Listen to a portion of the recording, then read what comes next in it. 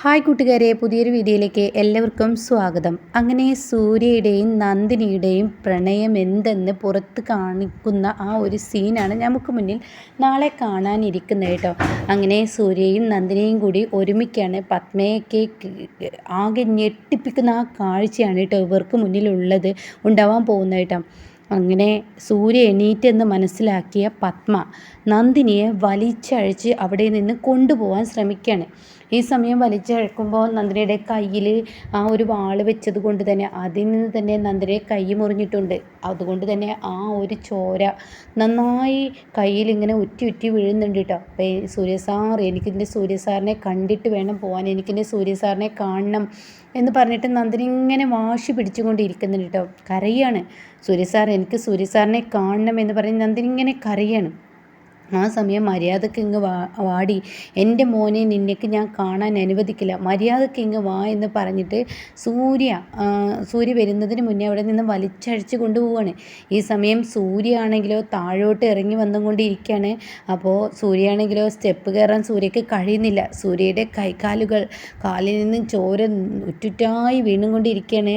കുപ്പിച്ചിലിൽ ചവിട്ടിയത് കൊണ്ട് തന്നെ സൂര്യയുടെ കാലാകെ മുറിവായിരിക്കണം.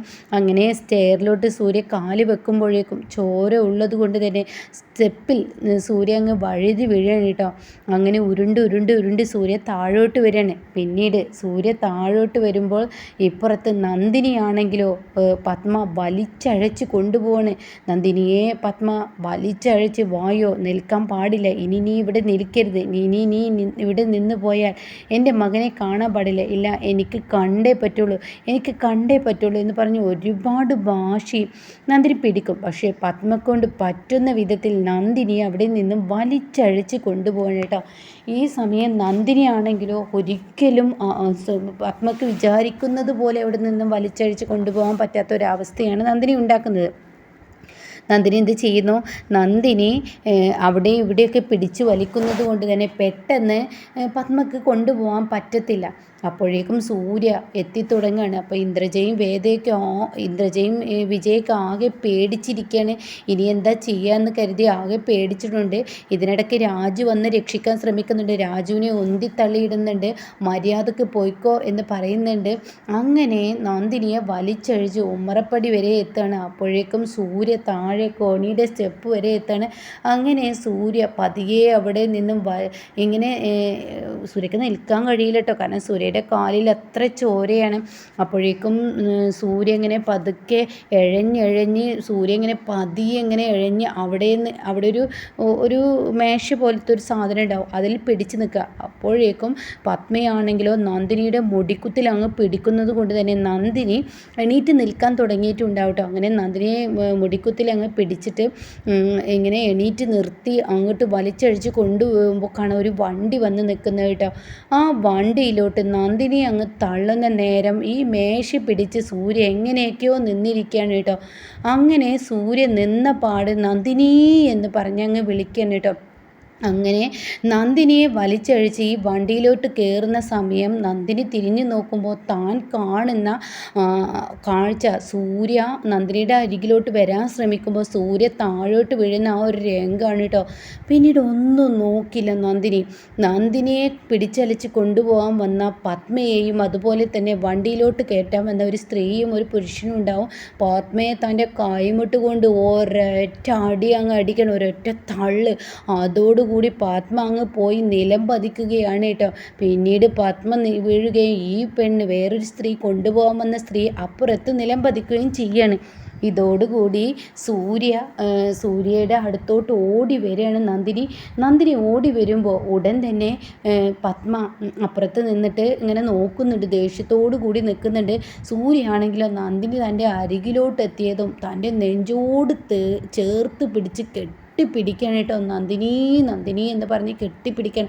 അപ്പോഴേക്കും നന്ദിനി സൂര്യയെ കെട്ടിപ്പിടിക്കണം. ആ ഒരു കെട്ടിപ്പിടുത്തമുണ്ടല്ലോ, അയ്യോ, കണ്ടു നിൽക്കുന്നവരുടെ എല്ലാം കണ്ണ് നിറഞ്ഞു പോകട്ടോ. അങ്ങനെ നന്ദിനിയും സൂര്യയും മനസ്സ് പൊട്ടി കരയാണ്. സൂര്യ സാർ എന്ന് പറഞ്ഞിട്ട്, അപ്പം നന്ദിനി നീ എവിടെയായിരുന്നു?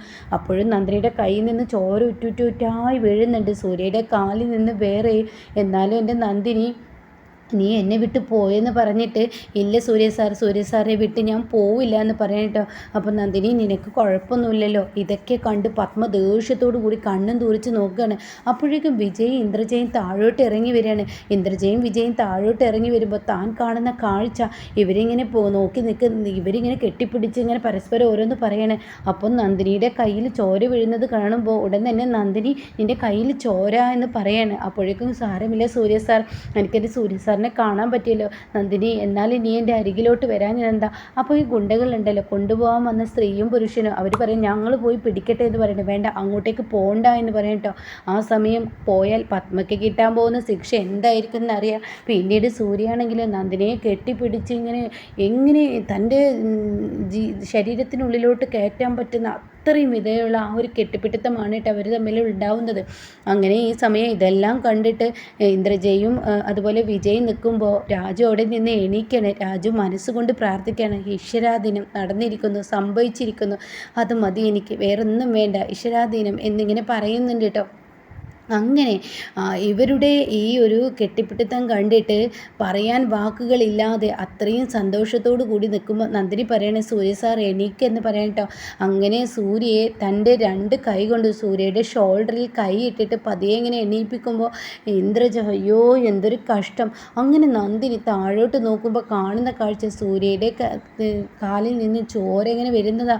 അപ്പോൾ സൂര്യയോട് പറയണം നന്ദിനി വാ സൂര്യ സാർ നമുക്ക് പതിയെ നടക്കാമെന്ന് പറയട്ടോ. അപ്പോൾ നന്ദിനി എനിക്ക് കഴിയുന്നില്ല, അത് കുഴപ്പമില്ല സാറേ എൻ്റെ തോളിലങ്ങ് കയറിക്കോ എന്ന് പറഞ്ഞിട്ട് നന്ദിനി പതിയെ തോളിൽ കയറ്റി സൂര്യയെ വലിച്ചഴിച്ച് ഹാൻഡ് റെയിലിലൂടെ ഇങ്ങനെ പതിയെ കയറ്റിക്കൊണ്ട് പോവാണ് കേട്ടോ. ഇതൊക്കെ കാണുന്ന പത്മയ്ക്ക് ഒരക്ഷരം മിണ്ടാനോ ശബ്ദിക്കാനോ കഴിയുന്നില്ല. രാജുവിനാണെങ്കിലോ ഹാവ് ഈശ്വര എൻ്റെ മോളുടെ പ്രാർത്ഥനയ്ക്ക് ഉത്തരം കൊടുത്തല്ലോ, വേറൊന്നും വേണ്ട എന്ന് പറയണേ. പിന്നീട് നന്ദിനി എന്ത് ചെയ്യുന്നു, അവിടെ കുപ്പിച്ചില്ലുകൾ കൊണ്ട് പൊട്ടിച്ചിട്ട് ആ ചില്ലിലൂടെ സൂര്യയെ തോളിലേറ്റി നന്ദിനി ഇങ്ങനെ പതിയെ ഒരടി മുന്നോട്ട് വെക്കുകയാണ്. തൻ്റെ കാലിലും കുപ്പിച്ചില്ലുകൾ കയറുന്നുണ്ട്. പക്ഷെ തനിക്ക് ഏറ്റവും വലുത് തൻ്റെ സൂര്യസാറിൻ്റെ ജീവനാണ്. സൂര്യസാറിൻ്റെ കാല് നിലത്ത് കുത്താൻ പാടില്ല. അതുകൊണ്ട് തന്നെ സൂര്യയെ കൊടുന്ന് നന്ദിനി പതിയെ ബെഡിലോട്ട് ചെരിയാണ് കേട്ടോ. അങ്ങനെ സൂര്യ പതിയെ കട്ടിലോട്ട് ഇരിക്കുകയാണ്. പിന്നീട് ഒന്നും നോക്കില്ല, തൻ്റെ നന്ദിനിയെ തോളിൽ പിടിച്ച് സൂര്യ പതിയെ കട്ടിലുയർത്തി. അപ്പോൾ സൂര്യയാണെങ്കിലും നന്ദിനിയുടെ കൈ ഇങ്ങനെ പിടിക്കണം. നന്ദിനിൻ്റെ കൈ ചോര, അത് കുഴപ്പമില്ല. അങ്ങനെ നന്ദിനിയാണെങ്കിലും സൂര്യയുടെ കാല് ഇങ്ങനെ കാലിനടിയിലോട്ട് നോക്കുമ്പോൾ നിറച്ച് കുപ്പിച്ചില്ലുകൾ ചിതറി കുത്തി നിൽക്കുന്നതാണ്. അപ്പോൾ നന്ദിനി അത് എടുത്തു മാറ്റുമ്പോൾ നന്ദിനി നീ എന്നെ വിട്ട് പോവല്ലേ നന്ദിനി, എനിക്ക് പേടിയാണ് നന്ദിനി, നീ എന്നെ വിട്ട് പോവോ? ഇല്ലല്ലോ നന്ദിനി, നീ എൻ്റെ അരികിൽ എന്നെ ഉണ്ടാവില്ലേ എന്ന് പറഞ്ഞിട്ട് സൂര്യ നന്ദിനിയെ വീണ്ടും കെട്ടിപ്പിടിക്കാനായിട്ടോ.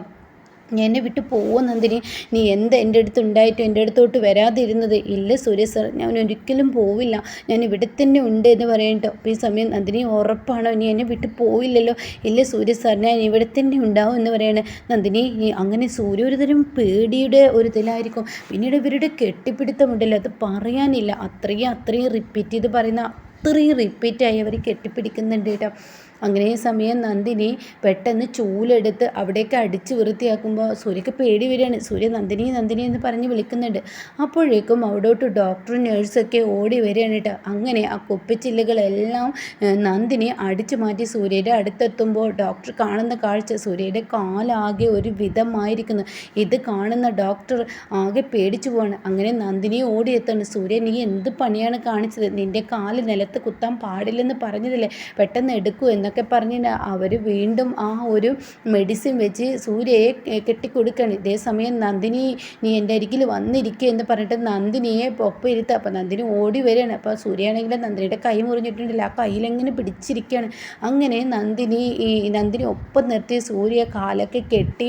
പിന്നീട് നന്ദിനിയുടെ കൈയും ഡോക്ടർ കെട്ടിക്കൊടുക്കുകയാണ്. എന്നിട്ട് ഡോക്ടർ പറയണം മോളെ ഇനി ഒരിക്കലും സൂര്യൻ നിലത്തോട്ട് ഇറങ്ങരുത്, ഈ കാൽപാദം നിലത്ത് വെച്ചാൽ പിന്നീട് ഉണ്ടാവാൻ പോകുന്ന ഇതൊന്നും ആയിരിക്കില്ല എന്ന് പറയുന്നത്.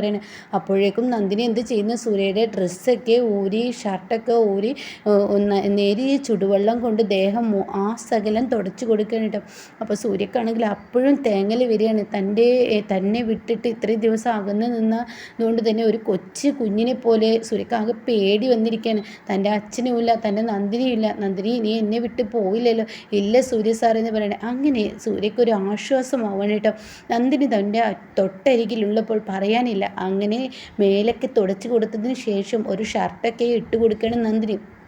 എന്നിട്ട് നന്ദിനി അത് ഇട്ട് കൊടുക്കുമ്പോൾ സൂര്യ പറയാണ്, എനിക്ക് ഉറങ്ങണം നന്ദിനി, നീ എന്നെ വിട്ടു പോവോ? ഇല്ല സൂര്യ സർ എന്നെ എൻ്റെ നെഞ്ചിലോട്ട് തല ചായ്ക്കെന്ന് പറഞ്ഞിട്ട് സൂര്യയും നന്ദിനിയും കൂടി കെട്ടിപ്പിടിക്കുന്ന ആ കിടുക്ക രംഗമാണ് കേട്ടോ. അപ്പോൾ ഇങ്ങനെയൊരു എപ്പിസോഡാണ് ഇനി വരാനിരിക്കുന്നത്.